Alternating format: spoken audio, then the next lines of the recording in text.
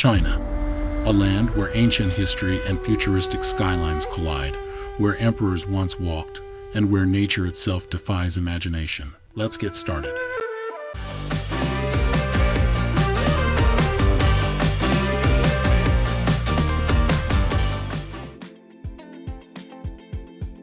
Before we dive in, don't forget to like, subscribe, and hit that notification bell. We were met in Zhangjiajie by our new guide Rachel, who would take us to the home of the misty sandstone pillars that rise into the clouds, the Avatar Mountains. Rachel got us settled into our hotel for the day, where we enjoyed a good meal and a night's rest before starting our expedition into the mountains. The next morning, she picked us up and we headed for the cable car station. As we rose into the mountains by cable car, the air was crisp and cool, with a scent of pine and earth. Everything was eerily quiet except for the occasional rustle of wind or a distant mysterious echo. The cable car popped through, and then we saw them clearly. We were met with towering stone pillars, each shrouded in mist, like nature's skyscrapers floating in the clouds. These were the real-life inspiration for Pandora in the movie Avatar. Hundreds of vertical sandstone columns, each rising hundreds of feet from the forest floor below. They're jagged, lush with greenery, and seemingly suspended midair. Some look like they've been plucked straight from a fantasy novel.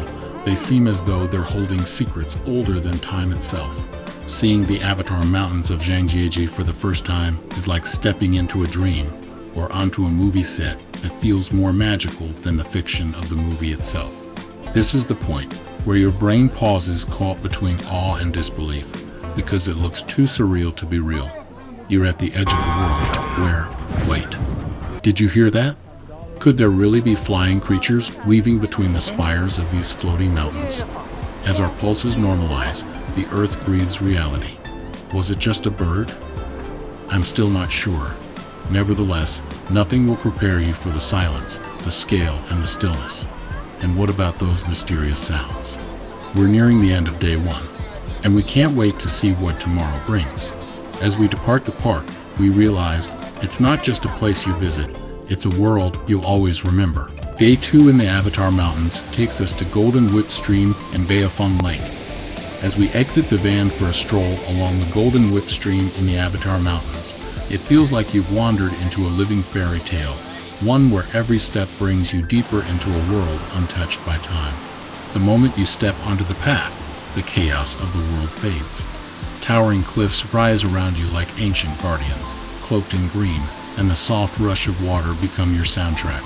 It's peaceful, quiet, clear, eternal. Here, the cliffs don't just rise, they tower. Now we move on to Beifeng Lake, a misty, dreamlike jewel nestled among the towering sandstone peaks of Zhangjiajie in China's Hunan province. Close your eyes and imagine this.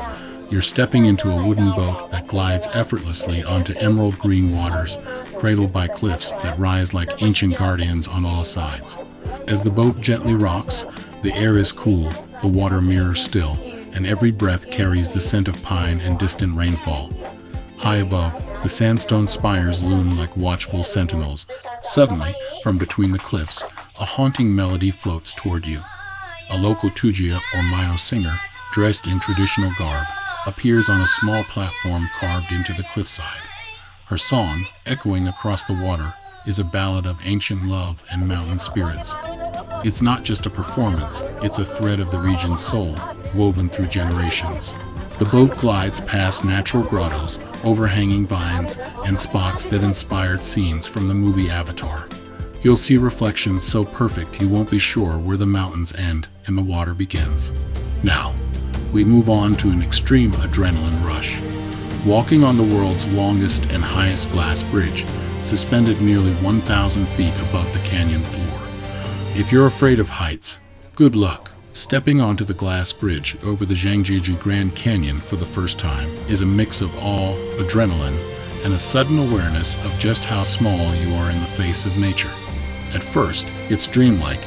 You're 1,000 feet in the air standing on glass, the kind that lets you see straight through to the canyon floor below. Your heart skips a beat before your feet even leave solid ground. Then, you take that first step. Your instincts scream don't. but your curiosity says go. The glass feels solid, but your brain doesn't believe it. You're walking in the sky, suspended between mountain cliffs. The wind is rushing past your face, your breath caught somewhere between fear and awe. Below, trees look like broccoli florets.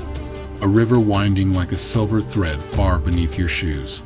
All around, the Avatar Mountains loom ancient, jagged, cloud-kissed. Every step is thrilling. Some can't stop taking photos, but all of them are grinning. Because this isn't just a bridge, it's a test of courage, a walk through the clouds, a moment you'll never forget. The next part of our adventure is not for the faint of heart. Taking the zip line across Zhangjiajie Grand Canyon is the ultimate adrenaline rush. Located across the gorge from the iconic glass bridge is your moment of truth. And the question in the forefront of your mind is, why am I launching myself straight into the sky? It starts with anticipation. You're being harnessed up and strapped in, and your heart pounding. Below you, a canyon that drops forever. It's like in the movie Avatar, when Jake Sully captures his first mountain banshee, climbs atop its back, and it launches off a cliff straight down, and Jake screams out in adrenaline-drenched terror. In an instant, you're flying, wind rushing past your face. The treetops blur beneath you. The canyon walls flash by on either side. You're not just seeing the landscape anymore, you're inside it. For those few electrifying seconds, there's nothing but you, the Banshee, and the vast, cinematic world of Zhangjiajie unfolding all around. The next morning, Rachel takes us to catch the world's longest cable car ride. It is an adventure in itself, a breathtaking journey up the mountain that feels like you're heading straight into the clouds.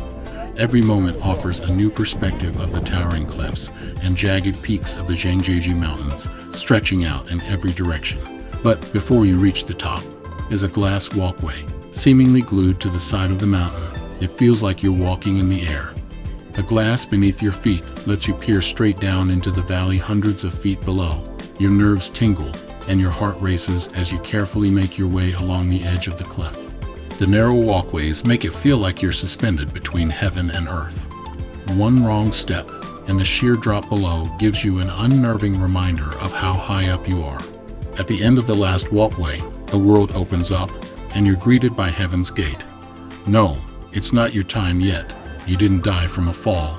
Heaven's Gate is one of the most awe-inspiring geological formations in the world, and one of the primary reasons for us wanting to visit China. We became obsessed about this amazing geography when we saw a Range Rover commercial on TV. So we added it to our bucket list. It's a mixture of pride, wonder, and a deep sense of accomplishment. From the heart-pounding thrills of the Avatar Mountains, we board our last internal flight to Shanghai, China's futuristic megacity, where we will experience an authentic silk shop and visit a Starbucks Reserve roastery. This area of Shanghai is like stepping into a centuries-old tradition that's still thriving today. Here, we'll show you how the silk-making process typically unfolds, especially the part that turns delicate cocoons into luxurious bedding. It all starts with silkworms, specifically the Bomix mori. These little guys are raised in a clean, quiet environment and fed exclusively on mulberry leaves, which help them produce the strongest and smoothest silk. After about 25 to 30 days of feeding, each silkworm spins a single, continuous thread of silk to form its cocoon, and the process takes about 2 to 3 days, during which the worm completely wraps itself inside this silky capsule. To extract the silk, the cocoons are boiled in hot water. This softens the natural glue called sericin that holds the threads together. Then, trained workers or machines gently unwind the silk filament from the cocoon in a smooth, circular motion. For silk bedding, like duvets and comforters, the process is slightly different. The layers are then hand-pulled to fit inside a cotton or silk fabric cover, creating an all-natural silk comforter that's soft, breathable, and incredibly light. It feels a bit like pulling cotton candy, but it's strong and springy at the same time. Now, how about a cup of coffee? Shanghai's Starbucks Reserve is a coffee wonderland you have to see to believe. This is the world's second largest Starbucks, a 2-story, 30,000 square foot caffeinated paradise, where beans are roasted right before your eyes and rare brews from around the world are just a sip away. Opened in 2017, it was the largest Starbucks in the world at the time. At the center stands a massive copper roasting cask, towering over 3 stories tall, where beans spin in a mesmerizing swirl. Overhead, pneumatic tubes whoosh coffee beans across the ceiling like a futuristic espresso assembly line. If you're craving more than just caffeine, you're in luck. The in-house Prince Italian bakery turns out fresh baked focaccia, pizzas, and desserts like tiramisu, all made in an open kitchen. Whether you're a coffee fanatic or just looking for a cool place to chill in Shanghai, the Starbucks Reserve Roastery is more than worth a visit. Come for the caffeine, but stay for the experience. From the Great Wall to the Terracotta Warriors, from the Avatar Mountains to Shanghai's skyscrapers, for us this trip has been a whirlwind of history, adventure, and breathtaking scenery.